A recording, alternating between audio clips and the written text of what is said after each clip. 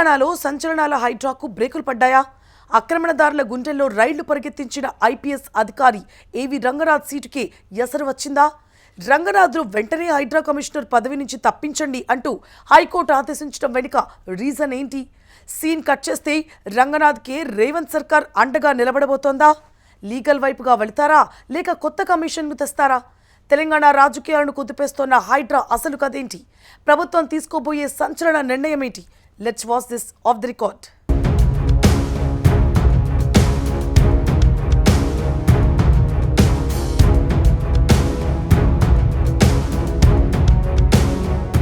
తెలంగాణలో చెరువులు, ప్రభుత్వ స్థలాలు కబ్జాలకు గురికాకుండా రేవంత్ రెడ్డి ప్రభుత్వం ఎంతో ప్రతిష్టాత్మకంగా హైడ్రాను ఏర్పాటు చేసింది.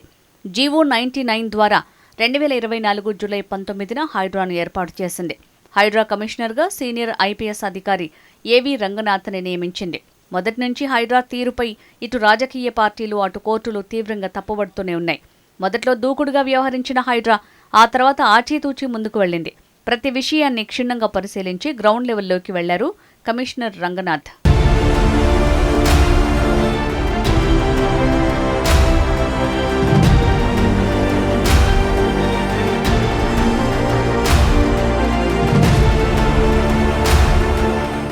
హైడ్రా ఏర్పాటయ్యాక ఇప్పటివరకు దాదాపు 3,500 ఎకరాల ప్రభుత్వ భూమిని కాపాడినట్టు అధికారులు చెప్తున్నారు.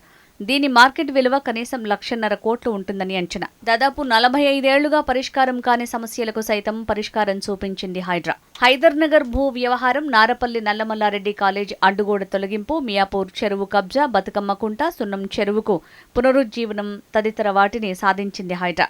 గతంలో శని ఆదివారాలు కూల్చివేతలు చేపడుతున్న సమయంలో కమిషనర్ రంగనాథ్పై హైకోర్టు సీరియస్ అవ్వటం పెను సంచలనంగా మారింది. అయితే మామూలు రోజుల్లో నోటీసులు ఇస్తే వెంటనే కోర్టుకు వెళ్లి స్టే తెచ్చుకుంటున్నారని హైడ్రా కమిషనర్ రంగనాథ్ పలు సందర్భాల్లో తన మనసులో మాట బయటపెట్టారు.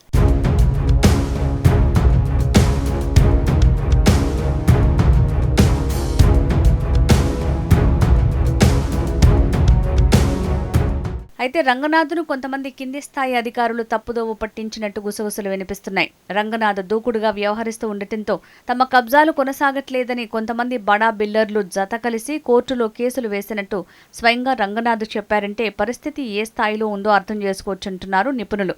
వాస్తవానికి కబ్జాల్లో సింహభాగం బడా బిల్డర్లు, రాజకీయ నాయకులవేనన్న వాదన లేకపోలేదు.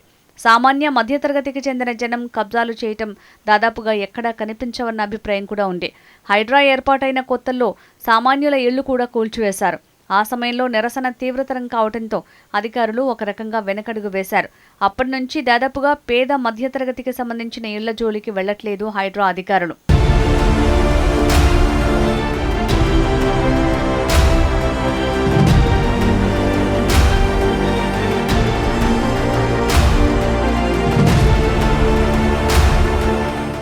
ఈ క్రమంలో 2 ఏళ్లు పూర్తి చేసుకున్న హైడ్రాకు మద్దతుగా జనం, ప్రజా సంఘాలు ర్యాలీలు కూడా నిర్వహించారు.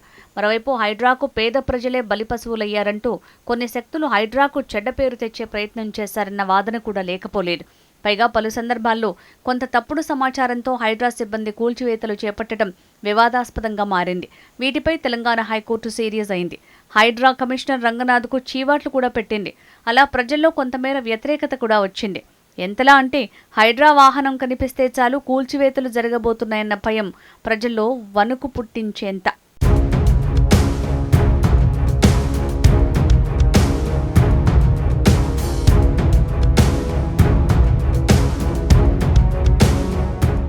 ఇదిలా ఉండగా హైడ్రా ఏర్పాటుపై బడాబాబుల్లో వ్యతిరేకత ఉన్నట్టే విపక్షాలు కూడా గగ్గోలు పెట్టాయి.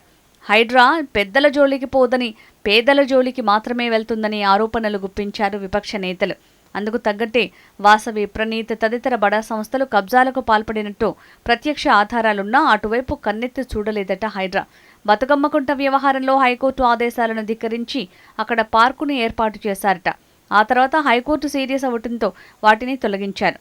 ఇటీవల ప్రదీప్ కన్స్ట్రక్షన్స్ వ్యవహారాల్లో కూడా హైకోర్టు సీరియస్ అయింది. ఇలా దాదాపు 63 కోర్టు ధిక్కరణ కేసులు హైడ్రాపై నమోదయ్యాయి. లోతుకుంటలోని శాంతారాం బిల్డర్స్ ఇష్యూలో కూడా కోర్టు చాలా సీరియస్ అయింది. మరోసారి ఈ పరిసరాల్లోకి వెళ్తే ఆర్మీ అధికారులకు చెప్పి అదుపులోకి తీసుకోమని చెప్పాల్సి వస్తుందంటూ ఘాటు వ్యాఖ్యలు చేసింది హైకోర్టు. ఒక్క శాంతారాం బిల్డర్స్ వివాదంలోనే 3 సార్లు కోర్టు ధిక్కరణకు పాల్పడ్డారట హైడ్రా కమిషనర్ రంగనాథ్. దీంతో స్వయంగా కోర్టుకు వచ్చి క్షమాపణ చెప్పాలంటూ ఆదేశించింది హైకోర్టు. అంతేకాదు హైడ్రా కమిషనర్గా రంగనాథ్ను తొలగించాలని కూడా ఆదేశించింది.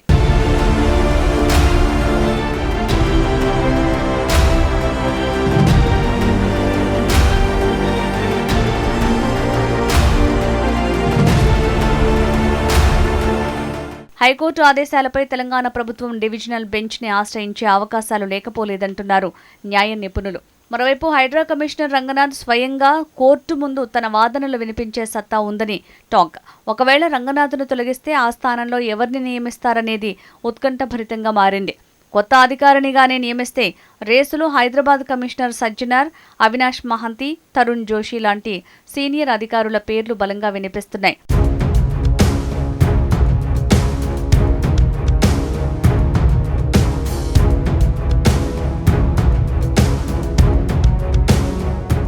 ఇదిలా ఉండగా హైకోర్టు వ్యాఖ్యలపై తెలంగాణ సీఎం రేవంత్ రెడ్డి స్పందించారు.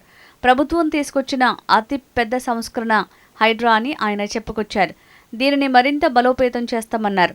కబ్జాకోరులు తప్పుడు పత్రాలతో కోర్టులను తప్పుదోవ పట్టిస్తున్నారని సీఎం అన్నారు. ఒక అధికారిని ఎక్కడ నియమించాలనేది ప్రభుత్వ విచక్షణ అధికారమని రేవంత్ తెలిపారు.